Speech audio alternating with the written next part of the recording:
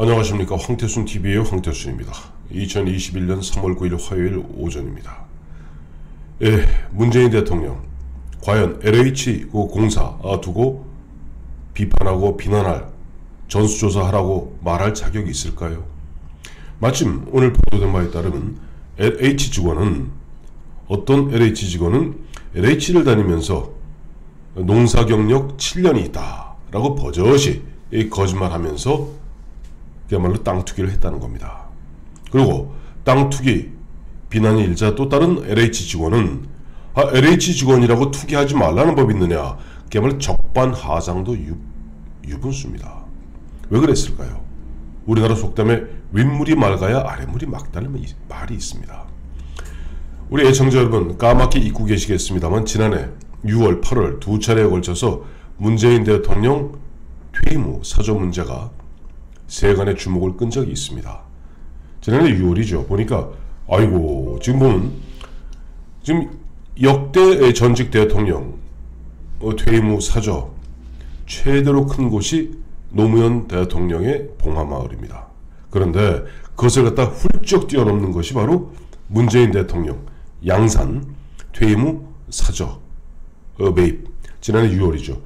도합 보니까 사저 부지가 본인, 그러니까 문재인, 김정숙 이 부부의 공동 명의로 되어 있는 것이 795평.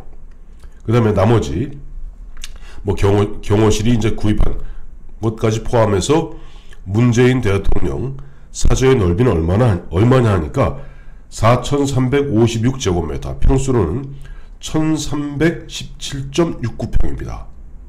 봉하마을을 훌쩍 뛰어넘습니다. 거의 아방궁 수준입니다. 그런데 지난해 또 8월에 한번 이것이 문제가 들썩됐죠.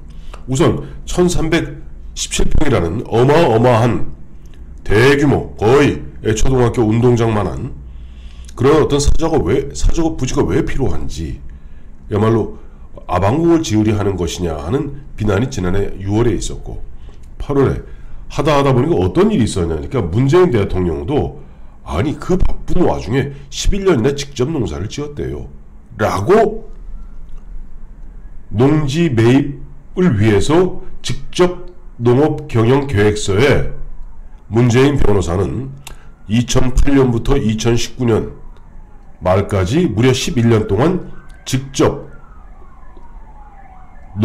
농사를 지었다 라고 쓴 겁니다. 참 기가 막힌 이야기죠. 물론 어물쩍 넘어갔습니다만은 대한민국 대통령이란 자가 이와 같이 버젓이 변호사의 그 얄팍한 그 법률 지식을 이용해서 2008년부터 2012년부터 국회의원하기 바빴을 텐데 언제 가서 농업을 했는지, 당대표 하면서 언제 농사를 지었는지, 대통령 하면서 언제 농사를 지었는지 모르겠습니다만은 농업 경력이 11년이다 라고 현직 대통령이 버젓이 농지법을 사실상 위배하는 그와 같은 허위 공문서, 허위 공문서 맞죠? 허위 문서를 작성하고 앉았으니 LH 직원, 우리 뭐 LH 직원은 투기하지 말라는 법 있냐? 라고 하면서 농사 경력 7년이라고 버젓이 거짓 문서 만들어 놓고 거기에다가 뭐 고구마 재배하겠다, 뭐 재배하겠다 해놓고 뭐 희한한 나무 심어서 그야말로 전형적인 부동산 투기한 겁니다. 이와 관련해서 사실 윤석열 검찰총장이 사실은 퇴임 후 3일 만에 지난 일요일날 직격탄을 퍼부었죠. 아니 전수조사한다고 호들갑 떨 것이 아니라 또 어떻게 가장 혐의가 짙을 수 있는 국토부가 사실상 주체가 되어서 무슨 전수조사를 한다고 호들갑을 떠느냐. 그거는 거꾸로 이른바 의심이 가는 그런 땅을 중심으로 역추적하다 보면, 또 거기에 나오는 자금의 흐름을 갖다가 연결 계좌 등을 통해서 역추적하다 보면 결국 사람들을 밝힐 것이다. 이른바 미공개 정보를 이용해서 사기, 대형 금융사건 일으키는 경우도 마찬가지다. 그런 것은 역추적에 들어가면 금세 잡아낼 수 있다. 라고 이야기한 바 있습니다. 그런데 마침 어제 보니까 본인이 대검찰청 수사관, 아마 예전에 중수부에도 근무했고 아마 이와 같은 그런 수사에 굉장히 능한 사람인 것 같습니다.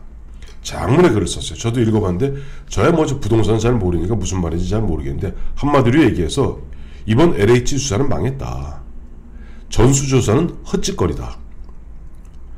자기의 그 오랜 수사관 경험으로 보아서 이미 증거인멸은 심각하게 진행되고 있을 것이고 결국 뭐 차명 계좌를 갖다가 차명 거래한 이러는 사람들 새롭게 보면 뭐 차명 뭐 돈 빌려주었느니 하는 그런 뭐 차용증 갖다 새로 쓰고 또 이자는 어떻게 지급하겠느니 이런 헛짓거리 이런 교묘한 짓거리들 하고 있을 것이다.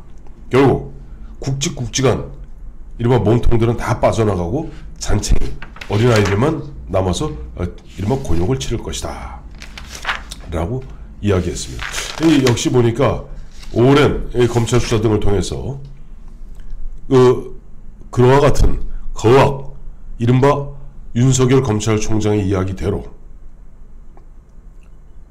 미공개 정보를 갖다가 그냥 도둑질하여 부동산 투기 한 자는 이른바 국정농단에 준하는 그와 같은 범죄에 다름 아닌 것입니다. 마침 조금 전 속보가 들어온 거 보니까 경찰 이번에 보니까 이제 국수본도 아마 목숨을 건 것 같아요. 왜냐하니까 검경 수사권 조정되어서 일반 그런 아직까지는 이거 갖다가 정세균 국무총리의 지시에 따라서 국수본이 담당하고 지금 검찰은 어떻게 보면 손발이 묶인 채로 수수방관할 수밖에 없는 그런 위치에 빠져 있습니다. 국수본도 보니까 LH 본사와 이번에 문제가 된 13명 그 이제 직원들의 이제 자택을 갖다가 이제 압수수색하는데 어제도 중앙일보가 보도한 바 있지 않습니까? 중앙일보 차원에서도 한번 조사해 보았더니 그 13명 말고도 10명이 더 나오더라는 거 아니에요? 그러니 사람 전수조사한다고 등기부등본 떼와라 라고 해서 이것저것 맞춰봐야 아무 헛수작이다.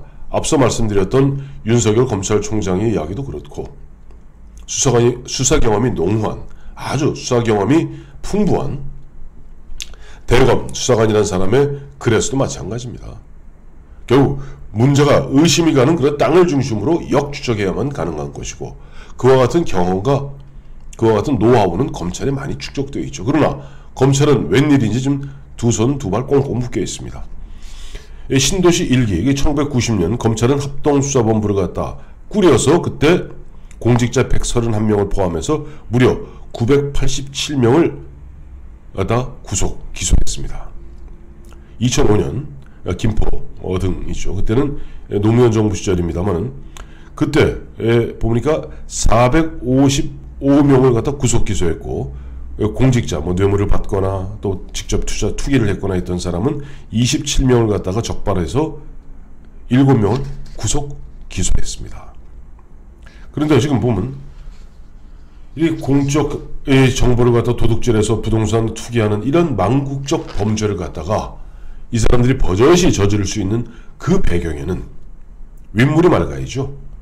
대통령이란 자가 무슨 자기 원래 사는 집으로 가면 누가 때려잡습니까? 여러분 서비동 가보십시오. 서비동 가면요 최규하 대통령 사저 지금 이렇게 기념관으로 되어 있습니다만은 기념관이라고 하든 일종의 사적지로 되어 있습니다만 최규하 전 대통령 본인이 살던 집으로 다시 돌아갔습니다. 그 본인이 살던 집으로 다시 돌아갔다고 그 양반이 무슨 위해를 당했습니까? 무슨 뭘 당했습니까?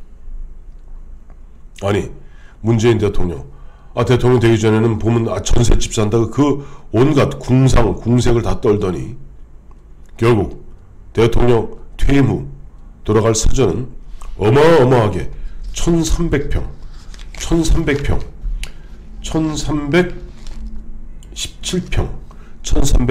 그 중에 자기네 땅이 795평 그 중에 566평은 농지입니다. 이 농지를 취득하기 위해서 문재인 변호사, 문재인 대통령이 바로 거짓말한 내용은 뭐냐니까 농업경력 11년이다 라고 직접 농업경영계획서에 그와 같은 그냥 빤한 거짓말을 갖다가 기재한 겁니다. 그와 같은 광경들을 본 나머지 공직자, 또 나머지 공사 직원들, 임직원들, 아이고 대통령도 그 짓거리 하는데 우리라고 왜 못해? 라고 나선 겁니다. 그래서 옛부터 윗물이 맑아야 아랫물이 맑다는 겁니다. 문재인 대통령 LH 문제 갖고 지금 보면 이거 정권의 명운이 걸렸구나. 왜? 현재 지금 국민들이 분노하고 이 분노는 고스란히 4월 7일 보궐선거에 반영될 겁니다. 4월 7일 보궐선거에서 서울, 부산에서 야당 후보가 승리하게 되면은 집권 여당은 풍비박산 날 것이고 자중질환 일어날 것이고 그런 흐름 속에서 내년 3월 9일 대통령 선거도 그들 입장에서는 온갖